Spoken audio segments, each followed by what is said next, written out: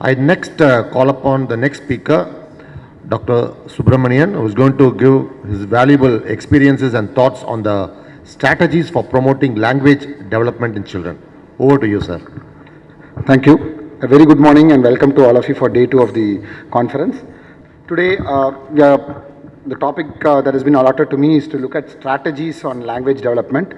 For sake of discussion, I'm going to restrict to strategies in a neurotypical children, but most of these strategies will work even in a child who is has some neuroatypicality.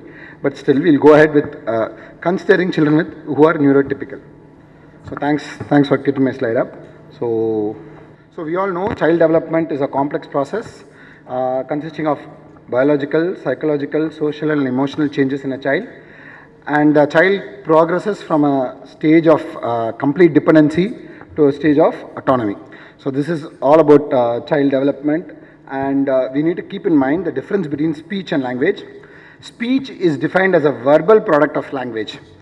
Language is defined as a conceptual process of communication wherein information is both created and delivered to the opposite person. Language, we all know, is divided into receptive and expressive language. We can further divide it into verbal and non-verbal language. And language is usually perceived as spoken, but it can also be represented in a visual form. So, language development in children happens through interaction with the environment, both home, school, and also in the community. So we know that the language development progresses from listening first, then speaking, reading, and then proceeds on to writing. So all these are parts of language development. So the first aspect of language development, the earliest aspect, is listening. And language development happens through experiences of witnessing and listening and engaging in conversation with the family. Now this is very important. The more the child is a witness to all this happening in a family, then the more is the language development. And language development in early years is more by listening, seeing and imitating people. So imitation is a very important aspect of language development, and in children with social communication disorders, this is what is lacking. So ability to imitate is very, very important for language development. Children start imitating, looking at their role models at home, start making those trial sounds and they learn from that. And the amount of learning in language, the amount they are able to fine tune it, depends on amount of opportunities they get to practice this trials. So when you look at excuse me, when you look at language or any development, there is an area which a child can learn by himself or herself. Then surrounding it is a zone where a child can learn with an external help, with an adult help. This is the child, what the child can learn. This is the area what the child can learn with help, and this is the area that the child is much beyond the child's help. The difference between these two, this area is called the zone of proximal development. This is the area where we can make a difference in a child's language, or for that matter any aspect of development. So this was defined by a Soviet psychologist who had defined as zonal proximal development as a distance between the actual developmental level as determined by the independent problem solving and the level of potential development as determined through the problem solving under adult guidelines or in collaboration with more capable peers. It could be an adult or it could be an elder sister or elder brother. So this is a zone of proximal development which we are targeting through our stimulation activities. This is a list of normal speech and language development. I wouldn't go into details of this. Most of us know about it. We are short of time, so I'll skip this. So language development happens through positive interactions with the parents. More the positive interactions, more the positive outcomes. What do you mean by positive interactions? See, the child initiates a communication. The parent has to respond. And when the parents respond, the child responds to the parental reaction, and the parent once again becomes more responsive. The child once again becomes more communicative because now it has got a positive feedback to its response. So the more the positive interactions, more is the outcome. This is the basis of all that we are going to do today. So various factors that are affecting language development include the physical and medical factors, illnesses, amount of social opportunities that the child gets to have to talk, child's hearing and visual impairment if there are any, because hearing is the most important aspect. Listening is the first step and hearing is impaired, vision is impaired, you will have an issue in language development. If there are multiple languages, too many languages, or languages which the child does not understand is spoken to it, if there is a developmental delay, if there is speech and language or delay disorders, or if there is autism spectrum disorder. Now looking at the same point in a different angle, when you look at the environment around the child, which is going to directly influence the language development, we have 4 important components. The first one is the people around the child, the father, the mother, the grandfather, the elder sibling, the teacher, so on and so forth, the people around. How are they? Do we have adequate number of people? So when you have children who are staying abroad, especially in Gulf countries where there is very little interaction, this is lacking. There are not much of opportunities for interaction because number of people surrounding the child is very low. Or what is the physical environment? Does the child have access to toys?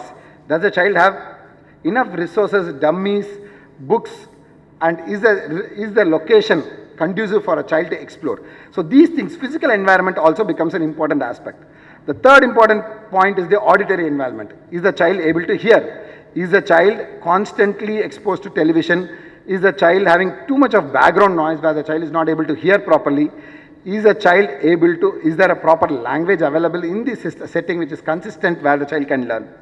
The last but not the least, the amount of experiences and opportunities that the child has got.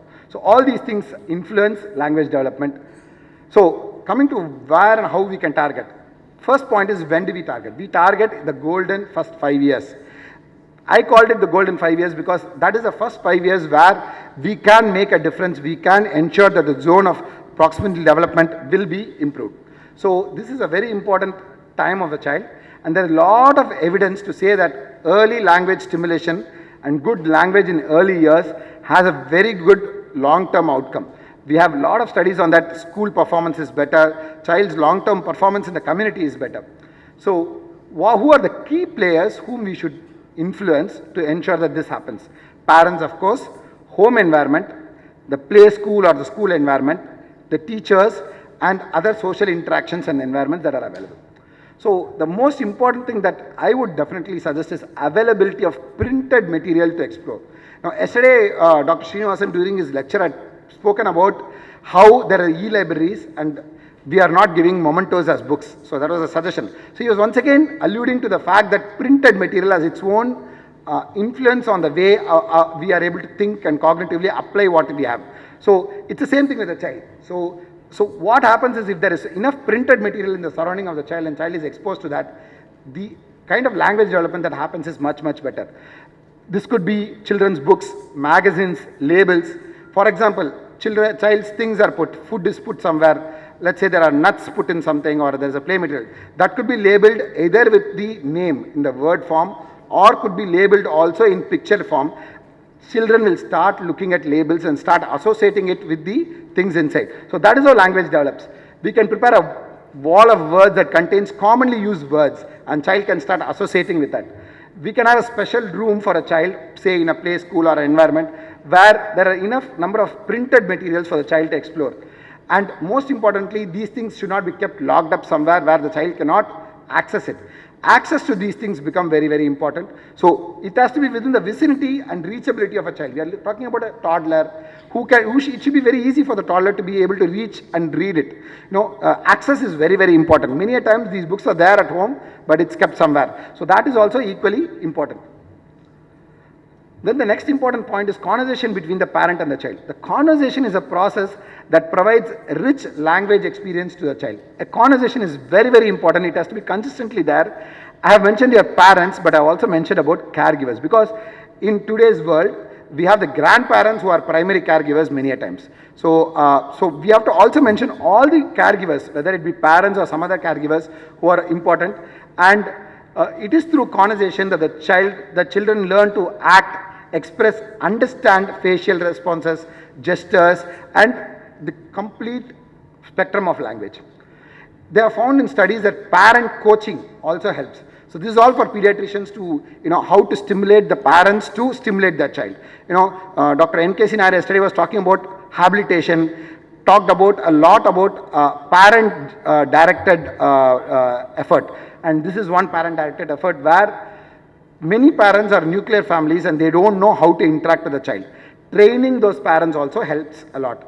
In Western countries, there is a new term that has been that is coming up a lot, parentees, the way a child is to be spoken to. Now, what is parent is? It is a special characteristics where they use a very sing-song voice, a higher pitch with lot of intonation, and we often stretch out the vowels. Now, what they have found is in various cultural backgrounds, when they tried it, almost across all cultural backgrounds, parents use the same type of voice, parentage and speaking pattern towards children. So this is an important aspect, and if we are able to allude to parents regarding this, it will be a very important and important learning and do a lot of good to our children. Now, how should the conversation between a parent and a child be as the child goes? This is what we spoke about earlier is an infant. When he becomes a toddler or he or she becomes a toddler, how do you do it?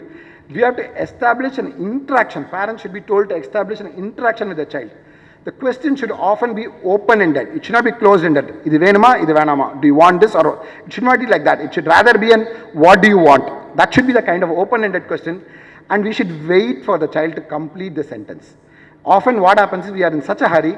We want the child to complete the sentence. We complete the sentence. The child starts off, we complete. I want, oh, you want the dosa. So you're not allowing the child to think, organize his or her thought, and put it in a sentence. So it's very important for us to minimize our interruption when the child is talking. When you want to correct a child's word, do not correct him or her. Do not say, say it like that. Rather, they learn more by modeling. So children learn more by seeing what you do rather than you telling them what to do. So rather than correcting them, you model the way it has to be told. Use that word consistently in many sentences and they will learn very quickly, I tell you. And when you want to introduce a new word also, please use modeling technique. Don't you try to correct them. And use a lot of gestures, lot of facial expressions, so that children also imitate you, they model you, and they also use the complete rich form of communication.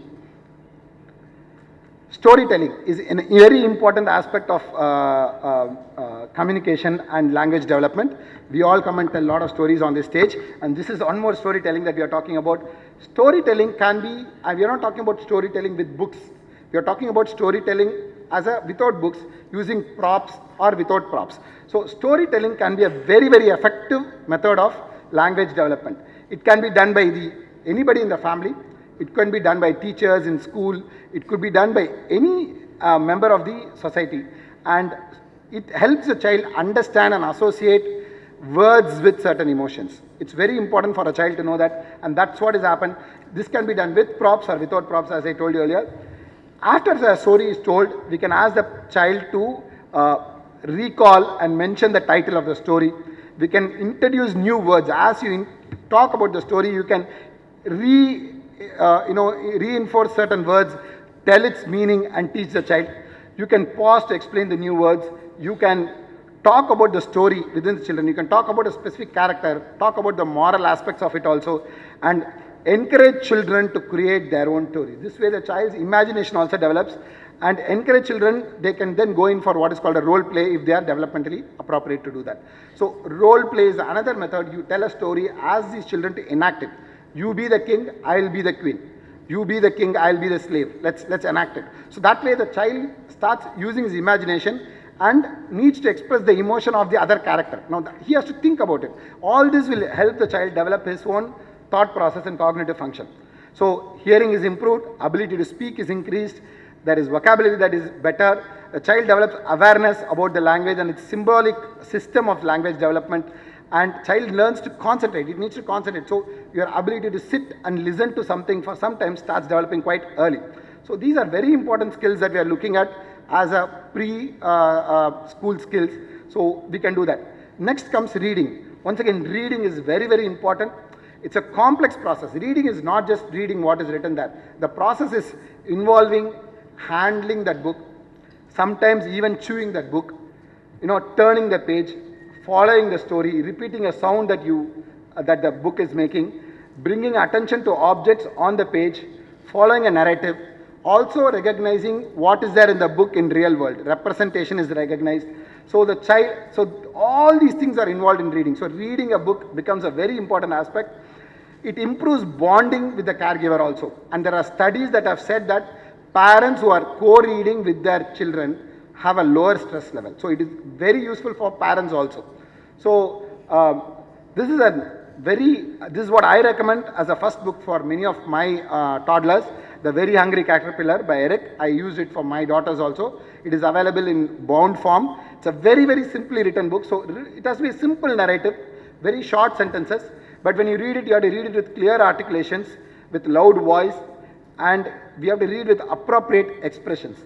And we have to provide an opportunity for the child to ask questions once he is of that age, and we have to repeat several parts of it. Multiple repetition helps the child develop its own vocabulary.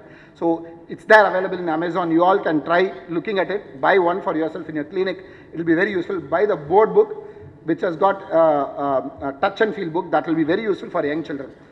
When to start reading? No, it could be as early as some people will say in the womb itself we can start reading, much like Abhimanyu in our mythologies. But then there is evidence that many parents have started reading for their neonates, and it helps them regulate their bedtime routine. And often these children, they are able to, when they become 3 month, 4 month old, their bedtime routine is also regulated, both for the parent and also for the child, because often parents also go on for the mobile use. So that could be a good change for them. So this is useful within up to 3 months. Beyond 3 months, reading is much more effective. It provides a good sensory experience when you use a board book or other sturdy books. Remember, we can't give the usual page books, we have to use board books. These books are less destructible and they are good to grip and flip by a small child. So it can also give books that have interactive features like, texture, sound, mirrors, liftable flaps, so on and so forth. It provides fine motor skills and tactile discrimination also. Reading books to child can actually start by 6 to 12 months. And child can start becoming involved with us reading, and by the time the child reaches 12 months, you can start asking the child to point at things, various aspects of the book. Reading to a toddler, often the toddler will ask you to reread the book. It is not a bad idea. Many parents feel they have to show them new books every time. It's not so. Rereading the books reinforces their vocabulary and improves their pre-literacy skills. So it also helps them work with their working memory. So it's reading is very important when you are looking at language improvement, and it is also important that we give consistent response to their overtures. Like if a child is cooing or babbling or child is trying to speak to you, parents and caregivers must respond. This positive reinforcement will automatically reinforce the child to try more and start communicating. Older children, we have to talk with calm voice. We have to make eye contact, even if they are not maintaining eye contact. We have to talk in simple language. We should avoid baby language. We should not use baby language. When we talk, we can talk very simple language. We can use loud voice, good intonation, but we should avoid this language because children are going to model you. So it's best if they model with a grammatically correct name, and we should start using name for the child, appropriate name of the child when you are talking to the child. Variety is the key. More the number of exposure of environments, more the method like singing, rhyming books, reading story books, all these, the more variety you expose, the better for the child. And variety of poems can be taught. You can sing, you can dance, provide a multi-sensory input for the child. And it's very important to have a dialogue with the child rather than having a question and answer session with the child. So it's always good to have an open-ended questions. Often in school, this is more for schools, teachers often have only question and answer. They don't have a dialogue with the child. It will be good if they can have a dialogue with children, because with one child speaking, the rest of the children also start speaking. So these are all some of the ideas we can having dialogues. Now, how do we measure this? Now we know all these are important, but what's happening? How do we measure it? There is a good tool called StimQ. It's infant and toddler, and there is one preschoolers, which I use regularly in my OP. And this is very useful. It has got 4 important domains where we measure, and there is no cutoff for it, but it can help you understand what's happening with the child at home and help you guide the parents on this. So that's it. I hope I have finished. Yes, I have finished on time. Thank you. Thanks, Dr. Subramanian, for the excellent talk. Actually, you clearly highlighted the role of talking and interacting, which is missing in most of the families in modern days. And also you introduce new terms like parentees. I think these are, which is one of the take-home terms for today.